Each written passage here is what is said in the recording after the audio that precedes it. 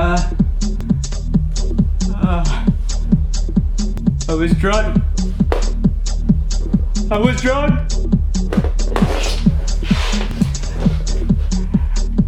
Help!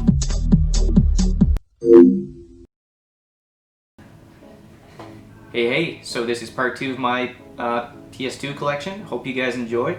I will leave it to my past self to show off my collection. Enjoy. Next up we have Red Faction.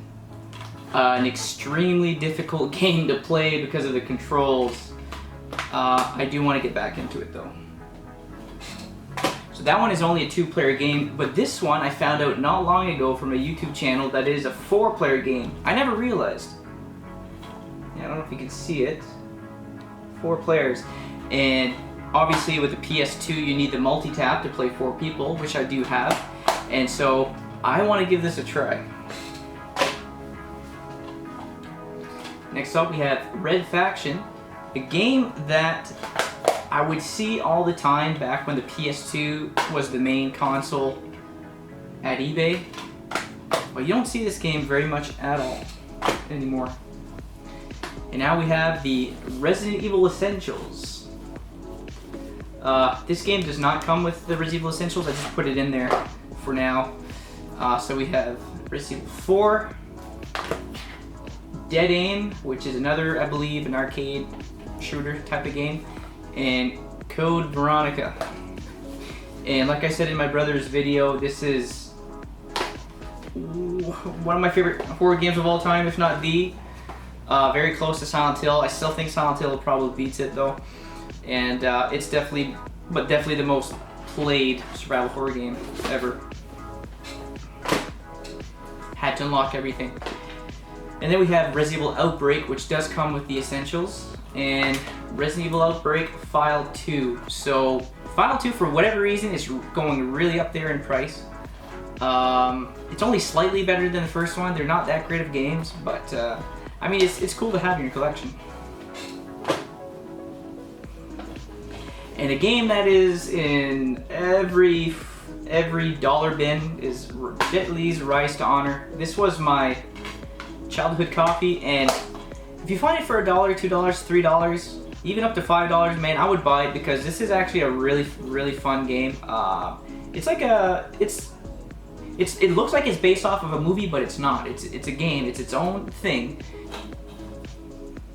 Rogue Galaxy. So this game I rented a lot as a kid because the physical game was really expensive at the time. It's kind of like in between price. It's a really fun JRPG game where you get to discover a lot of new things and do a lot of different things, and it's pretty cool. Romances of Three Kingdoms 7. Bought it because it's a Koei game. Although I don't know much about it. It looks kind of like a Civilization game. And we have RPG Maker 2. No manual. Disgusting. Run Like Hell.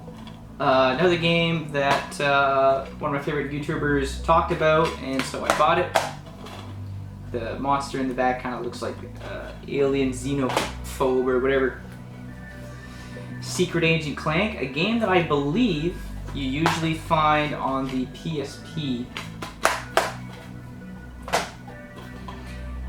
Shadow of the Colossus. So this game is definitely one of the heavy hitters for me growing up as a kid on the PS2. Extremely special game, close to my heart.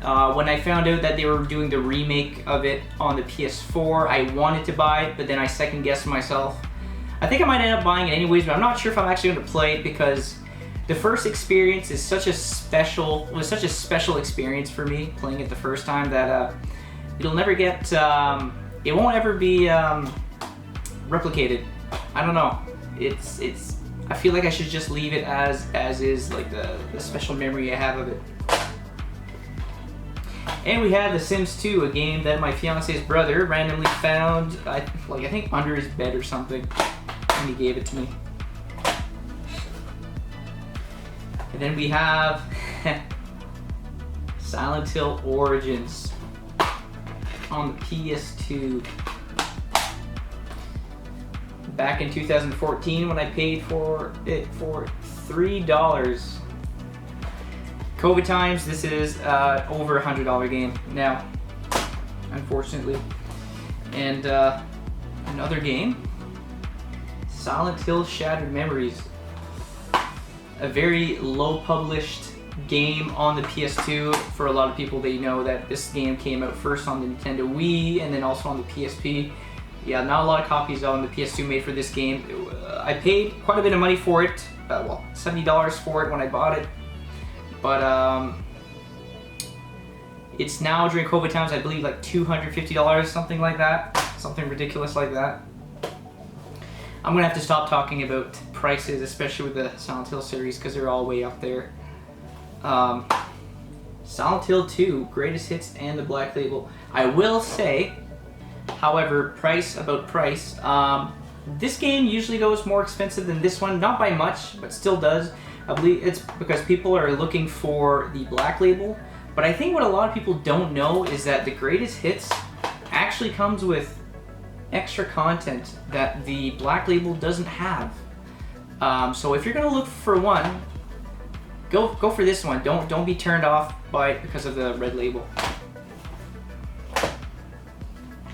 And then we have Silent Hill 3. What's great about this one is that it comes with a soundtrack. Soundtrack is awesome in this game, but honestly, the soundtrack for every Silent Hill game is pretty wicked. Especially Silent Hill 4 with that Room of Angels, I believe it's called.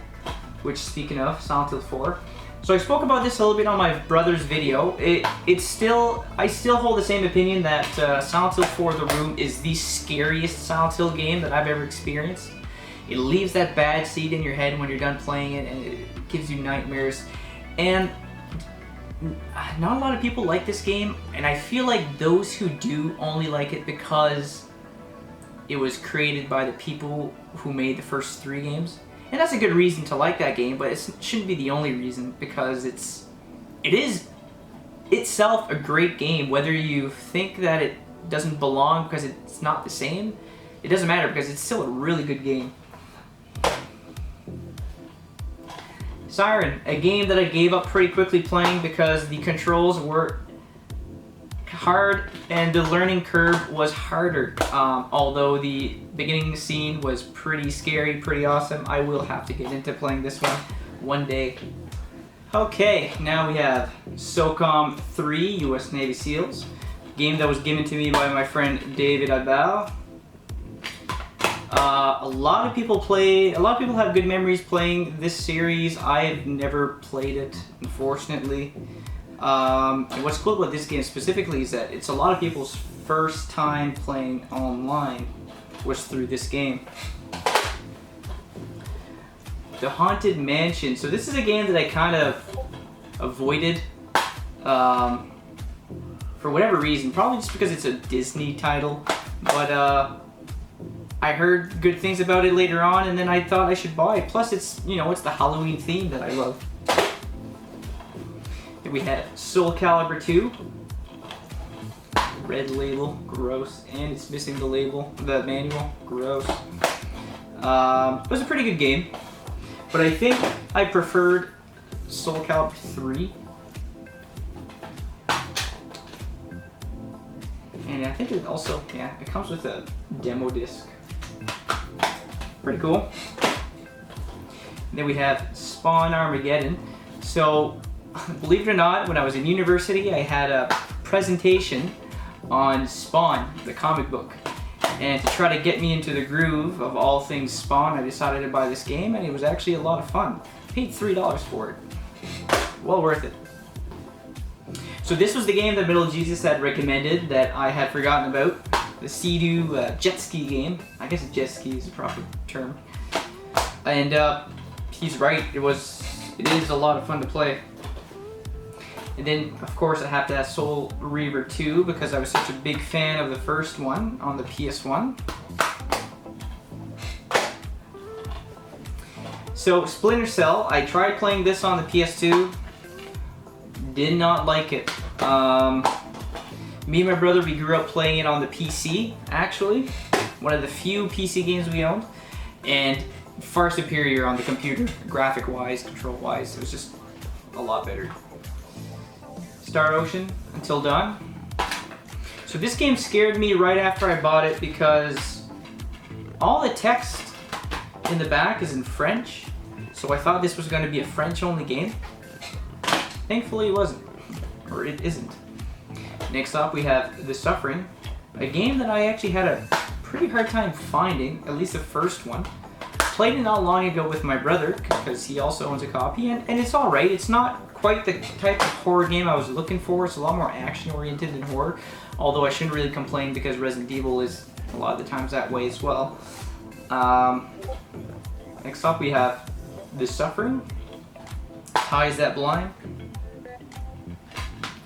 Haven't had a chance to play that one yet. And finally, The Thing. This is John Carpenter approved. A unofficial sequel to the movie. My last stack. All right, we have The X-Files. I think that should have probably been towards the end of the chronological order. But this is apparently another survival horror game that I learned of not too long ago. So we have Time Splitters. So this one is only 2 players when you're gonna play multiplayer. But Time Splitters 2 is 4 players. And the main reason why I bought my multi-tap was to play this game with more than 2 people. And I still haven't yet. Please guys, play with me for the love of God. That did not sound right. Now we have Tocobot, another Middle Jesus hidden gem game.